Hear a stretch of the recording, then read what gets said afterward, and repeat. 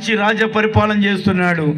రాజు కింద పరాక్రమశాలు ఉంటారు, రాజు కింద సేనాధిపతులు ఉంటారు, రాజు కింద సైనికులు ఉంటారు. రాజు ఒక శాసనం ఇస్తే దేశమంతా ఈనగలుగుతారు. అంత పెద్ద పలుకుబడి కలిగిన మనిషి. ఎవడైనా యవనస్తులు యవన కన్యక ఎవరైనా తప్పు చేస్తే వాళ్ళని గద్దించి బుద్ధి చెప్పి, లేదా వినకపోతే శిక్షించి వాళ్ళని సబ్జైలను లేదంటే పోలీస్ స్టేషన్లు లేదంటే కొట్టడము, ఇవన్నీ ఒక రాజుకుంటాయి. ఈయన ఒక పెద్దరికం కలిగిన వాడు, ఒక ఊరికి పెద్ద. ఆయన చెప్పిన ప్రతి మాట కూడా ప్రజలు వింటారు. అటువంటి వాడు ఏం చేశాడంటే, అతనికి ఆ రాజుకు ఒక సహోదరుడు, ఒక తమ్ముడు ఉన్నాడు. ఆ తమ్ముడు దేవుని సేవ చేసేవాడు. ఈయనేమో రాజ పరిపాలన చేసి రాజకీయాల్లో ఉన్నాడు. ఆ తమ్ముడు పెళ్ళైపోయింది, వాళ్ళ భార్య తమ్మునికి పెళ్ళైపోయింది, ఈ రాజుకు పెళ్ళైపోయింది. వాళ్ళ కుటుంబ వ్యవస్థలందరూ ఈయన రాజ పరిపాలన ఉన్నాడు, ఆయన దైవ సేవలో ఉన్నాడు. ఇలాగ సేవ చేస్తూ జరుగుతూ ఉంటే మళ్ళీ వాళ్ళ మర్దాలు రోజు కదా బావని గౌరవిస్తుంది కదా, ఎవరైనా రక్త బంధువులు కదా, ఎవరైనా కడుపులో కాలు పెడతారని ఎవరు అనుకోరు కదా. ఏరే వాళ్ళ కాడైతే జాగ్రత్తగా ఉంటారు, సొంతము బావనే కదా. మంచిగా చూస్తూ చూస్తూ చూస్తూ ఉన్నప్పుడు ఈ బావకి ఏమి దురాశ కలిగిందో తెలియదు, కానీ ఏమి దురాశ కలిగిందో తెలియదు. సొంత మర్దాలతో తన సహోదరుడి, అంటే ఒకటే గర్భములు పుట్టిన అన్నదమ్ముళ్ళు, ఒకటే రక్తములు పుట్టిన వాళ్ళు, ఒకటే రొమ్ముల పాలు దాగిన వాళ్ళు, ఆ విలువ తెలుసుకోకుండా ఈ రాజు ఏం చేశాడంటే సొంతం ఇంట్లోనే మర్దాలతో అక్కర సంబంధంగా ఉన్నాడు. ఒక పొరుగువాని భార్య అనుకోలేదు, సహోదరు భార్య అనుకోలేదు.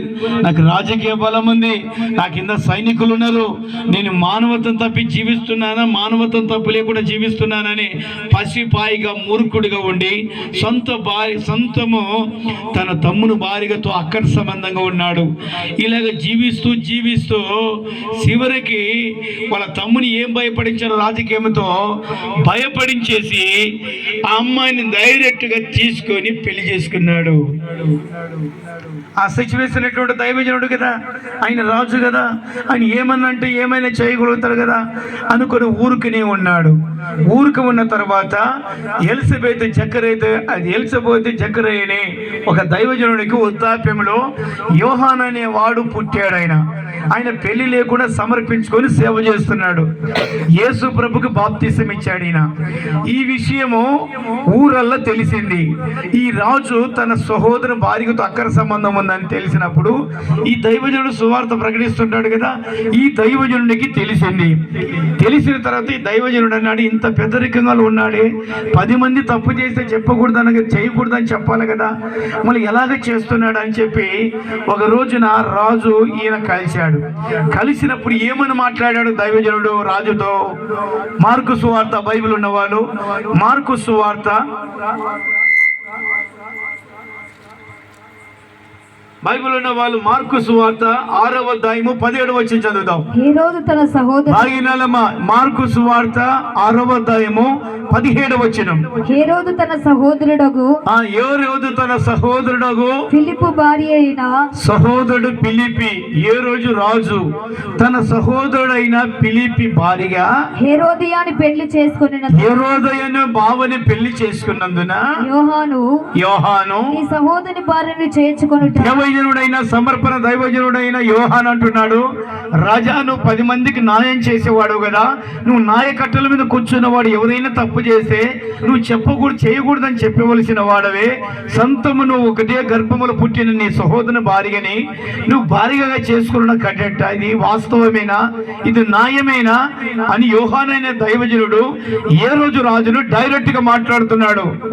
న్యాయము కాదని హేరోదుతో చెప్పెను గనుక ఏ రోజు రాజుతో ఈ యోహాను డైరెక్ట్ గా చెప్పాను, ఇతడు ఆమె నిమిత్తమై యోహానుడు పట్టి తెప్పించి చెరసాలలో బంధించి ఉండెను. ఈయనని ఏమిరా నేను రాజును, ఎక్కడో రోడ్డు మీద సువార్త చేసేవాడు, ఇలా చేస్తామని యోహాను డైరెక్ట్ గా మాట్లాడితే ఆయన తీసుకుపోయి చెరసాలలో పడేశాడట. ప్రేమైన సహోదరులారా, తమ్ముడు లెక్క చేయలే, లేకపోతే దైవజనుడు చెప్తే కూడా లెక్క చేయలే, నాకేం రాజ్యం ఉంది, నాకేం బలం ఉంది, నాకేదో డబ్బు ఉంది, నేను ఏం చేసినా సాగుతుంది అంటే ఆకాశాన్ని భూమిని సృష్టించిన సృష్టికర్త అయిన దేవుడు ఈ మానవులు పరిపాలిస్తూ కుటుంబ వ్యవస్థలు ఎలాగ ఉండాలో నిర్మించిన వాడు దేవుడు అనే విషయాన్ని ఈ రాజకీయ నాయకుడికి తెలియదు. దేవుని బిడ్డలారా, అని ఎన్ని రోజులు తను పాపం చేసిన మర్దాలతో ఎలాగ అక్కడ సంబంధంగా ఉన్నాడో తెలియదు. కానీ బైబిల్ మనం చదువుకుంటూ వస్తే చివరికి ఆయన ఏం చేశాడని చేసిన పాపం వలన తన కళ్ళులో నోరులో తన శరీరం అంతా పురుగులు పడి చచ్చిపోయినట్టుగా బైబిల్లో ఉండదు. చెప్పులు కొడతాం గట్టిగా, గట్టిగా చెప్పులు కొడతాం అందరం. హల్లెలూయా, హల్లెలూయా. సొంతము తమ్ముడు భార్యతో అక్కడ సంబంధంగా ఉన్నందుకు ఎవరు ఏమి చేయలేక మెత్తనగా తమ్ముడు కూడా ఏం చేయలేకపోయాడు, ఎవరు కూడా లోకంలో ఏం చెప్పలేకపోయారు. కానీ భూమిని ఆకాశాన్ని సృష్టించిన సృష్టికర్త అయిన దేవుడు ఊరుకుండలేదు. నీకు ఆకలి ఉందని అన్నం పెట్టాను, దాహం ఉందని నీకు నీళ్ళు ఇచ్చాను, వయసు ఉందని భార్యనిచ్చాను, నీ భార్య కాక మరో పొరుగు వాని భార్య నీ సహోదరు భార్యను చేసుకుని వ్యాపారం చేస్తావా అని చెప్పి అతడు పురుగులు పడుతుండగా చచ్చిపోతప్పుడు పురుగులు పడి బయటలో పడి పురుగులు విలవిల కొట్టుకొని చచ్చిపోయినట్టుగా బైబిల్ ఉన్నది. హల్లెలూయా. అపోస్తల కార్యం 12వ అధ్యాయము, బైబిల్ ఉన్న వాళ్ళు అపోస్తల కార్యం 12వ అధ్యాయము 23వ వచనములో ఏ రోజు రాజు ఏమై చచ్చిపోయాడో, దేవుని మహిమ పరచనందున, దేవుని ఏ రోజు రాజు మహిమ పరచనందున వెంటనే ప్రభుదూత అతని మొత్తెను గనుక, దేవుడు తన దూత మొత్తెను గనుక పురుగులు పడి ప్రాణం విడిచెను. ఏం పడి పని చేయడమా చెప్పండి గట్టిగా. పురుగులు పడే, చేతుల పురుగులు పడే, కాళ్ళలో పురుగులు పడే, నోట్ల పురుగులు పడే, కన్నుల పురుగులు పడే. ఆ పురుగులు రాలుతున్నాయి, రోగం వచ్చింది, వ్యాధి వచ్చింది. ప్రియమైన సహోదరురా, బంగారు ఉంది, ఎన్ని ఉన్నాయి, వజ్రాలు ఉన్నాయి, మాణిక్యాలు ఉన్నాయి, ఎన్నెన్నో సామర్థ్యం ఉన్నది, ఎన్నెన్నో ఇంటర్నేషనల్ వైద్యులు ఉన్నారు. ఎన్ని చేసుకున్నా కూడా దేవుడు ముత్యాడానికి, దేవుడు గణతను చంపాలని ప్రణాళిక వచ్చిందనుకో, ఒకవేళ ఆయన చంపాలని దేవుని దృష్టికి వచ్చిందనుకో, ఈ రాజ్యం ఏకమైనా, ఈ ప్రపంచం ఏకమైనా, ఎన్ని మాణిక్యాల వజ్రాలు ఉన్నా ఎవడు ఆపలేడు, చంపేస్తాడు దేవుడు. అంటే చప్పలు కొడతాం గట్టిగా, అందరం గట్టిగా చెప్పులు పెడదాం. దేవుని దృష్టికి ఎవరైనా కానీ ఆజ్ఞత మించి ఇష్టం వచ్చినట్టు వ్యాపారాలు చేస్తే వాడు సూర్యుడా, ఈరుడా, పరాక్రమశాల, బలవంతుడా, యుద్ధయురుడా, ధనవంతుడా, అధిపత్య, ఎవరిని కూడా మిలగనివ్వడని దేవుడు చెప్తున్నాడు. ఈ ఏ రోజు రాజు సొంత సహోదరుతో తన తమ్మిని భార్యతో అక్కడ సంబంధం ఉన్నందుకు చివరికి ఆయన పురుగులు పడి చచ్చిపోయినట్టుగా బైబిల్ ఉన్నది. ప్రేమైన సహోదరులారా, ఈ రాత్రి దేవుని వాక్యం వింటున్న దేవుని బిడ్డ, ఇదిగో తల్లి గర్భంలో 9 మాసాలు నిన్ను కంచె వేసి కాపాడి నీకు ఎన్నో రోజుల నుంచి నేను కాపాడుకుంటూ ఆరోగ్యం ఇచ్చుకుంటూ వచ్చాడు. నువ్వు డబ్బును చూసి, హోదాను చూసి, పలుకుబడిని చూసి, నీ భార్యని మోసం చేసి, నీ పిల్లల్ని మోసం చేసి, అన్నదమ్ములను మోసం చేసి, దేవుని మోసం చేసి, నువ్వు చీకట్లో చిందులాడి ఇష్టం వచ్చినట్టు వ్యాపారాలు చేస్తే దేవుడు వెనక ఉన్నాడు, పుట్టించిన దేవుడు ఉన్నాడు.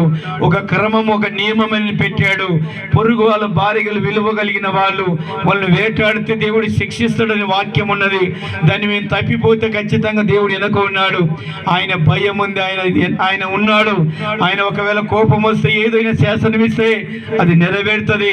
నేను చెయ్యనని పశ్చాత్తాపడు ఒప్పుకొని ఈ రాత్రి వదిలిపెడితే నిన్ను బతికిస్తాడు. చెప్పులు పెడదాం గట్టిగా, గట్టిగా చెప్పులు పెడదాం అందరం. హల్లెలూయా, గట్టిగా చెప్పాలి. హల్లెలూయా.